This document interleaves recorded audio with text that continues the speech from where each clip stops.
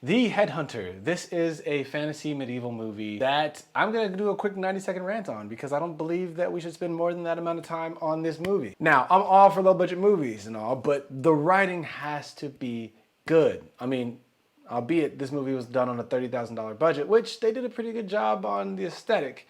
But they spent all their money on the aesthetic, it seems, and leave the story to wallow in its own sadness. The Headhunter is about a medieval warrior whose daughter is killed by a monster, and now his whole sole purpose is to avenge his daughter by killing said monster. I think. I say I think because the story is so badly written, it's really hard to ascertain what the plot of the movie actually is. Specifically speaking about different elements of this movie, let's start with cinematography. Cinematography is all this movie has going for it. Some of the shots are beautifully captured and worth its weight in gold. The sets look amazing. Everything else is bad. The action is terrible because none of the action, barring the very last scene, is on screen. So you're left wondering what is happening off screen when you've got the sword sounds and the grunting and all that stuff. And yeah, no, that's not what I signed up for.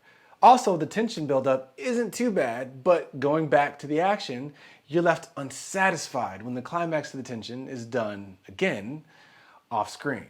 The character development is static and boring, and nothing about this movie will tie you into finishing it, except the off chance you finally get to see some action, which you do see at the end, but it makes you realize there's a good reason that it was all done off screen. Overall, I think the concept wasn't bad. It's cool to see a movie about an alchemist, warlock of sorts out in the woods. In conclusion, you're better off putting your time into any of the other medieval movies I've made videos on and save yourself $5.